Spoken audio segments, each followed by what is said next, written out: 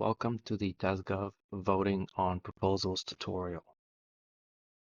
On Tezos, there is an on-chain governance process which is responsible for voting on and deciding what protocol changes will happen, and the process goes as follows. Every 14 days, there is a rolling proposal cycle. During this cycle, any baker can inject a proposal and other bakers can either upvote the first baker's proposal or they can inject their own proposal. Each baker can inject up to 20 proposals during a proposal period. However, in practice, this is not something that has happened, and in fact, will probably be frowned upon unless there is a legitimate reason for this, which is hard to imagine. So let's say that during the proposal phase, the core devs announced the latest version of the protocol that they want to suggest, and a baker has injected it. This proposal needs 5% of all the stake on Tezos to upvote it in order to proceed. If there's multiple proposals which have more than 5%, the one with the largest percentage goes forward to the exploration phase. During the exploration phase, the chosen proposal gets voted on by all bakers. We need around 50% of all the stake on Tezos to vote 80% in favor of the protocol or the protocol proposal for that to pass to the next stage. If the exploration phase fails, the governance process reverts back to the proposal phase. If the exploration phase succeeds, we enter a 14-day cooldown phase. During this phase, there is no voting happening. Instead, bakers and developers spin up test networks and make sure that everything works with the new proposal. They test its governance system, whether that's working. Any kinds of changes that are made are tested. dApp developers are encouraged to also join this testing to ensure that all their dApps keep working with any changes that the proposal may have done.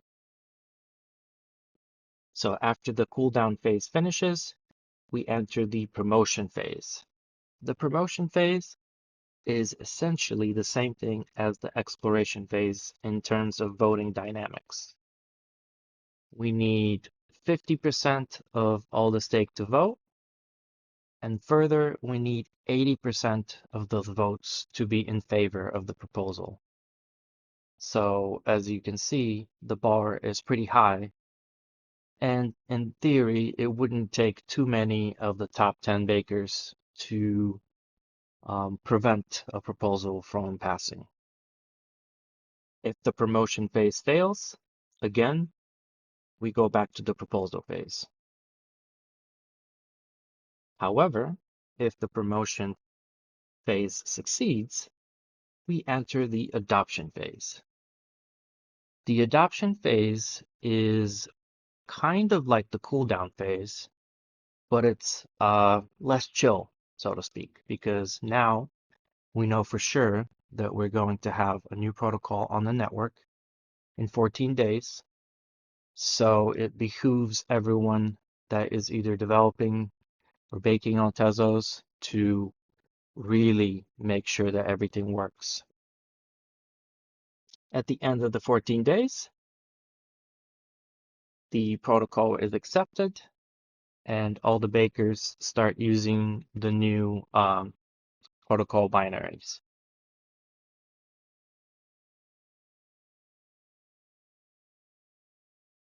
The easiest way to vote on Tezos proposals is by using the gov.tez.capital portal. Here, bakers can not just vote on existing proposals, but they can also propose their own. This part is beyond the scope of the guide, but that is something that's possible. We encourage all bakers to vote with a second ledger device, which only has the wallet app installed on it, unless the primary ledger fails and you need to install the baking app, such that you can make your voting ledger be your baking ledger. Going to go ahead and log in. I use a custom derivation scheme, or rather the non-default one. Please make sure you don't use this one, just in case you see it and you like it. It's actually pretty slow, and the extra security gained is really not anything to speak of. Generally talking, it's good to create an ED25519 baking manager key, and then after that, set your consensus key to use the P256 scheme, which is the most compatible with online KMSs and just very portable and standard. I'd like to select my key, my derivation type. My derivation path is the default. And now my ledger will ask me to verify the connection. After I approve it, I can see my baker information here and manage my baker. But for the purposes of this guide, we're going to see what we can do on the governance front. Okay, so it looks like there is a sole protocol, and it is currently in the exploration period. So far, 13.5% of all the stake on Tezos has voted. And out of that, it is all yes votes. This generally indicates that the protocol proposal doesn't have any objectionable parts. However, we still recommend that all bakers utilize the vote signaling mechanism. What the vote signaling mechanism allows is for both the baker and for all the bakers, delegators, and stakers to indicate how they think the baker should vote. So when the baker indicates that they want to vote yes, the bakers, stakers, and delegators can see that. And if they disagree, they can signal nay, or they can agree with the baker and signal yay. We encourage everybody to utilize this mechanism and save your voting for the last third of the voting period to ensure that all stakeholders have had a chance to signal their intent. I don't think that there is anything objectionable in this proposal, so I will go ahead and signal that I want to vote yes on this proposal.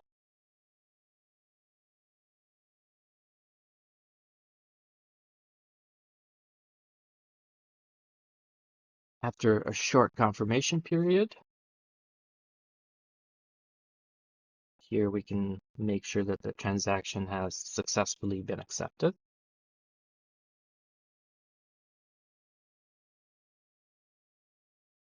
Looks like no issues here. Now keep in mind, this is not part of the on-chain voting governance mechanism. This is an add-on part that Tez Capital added in order to help bakers and their stakers and delegators to signal how they feel about proposals. Okay.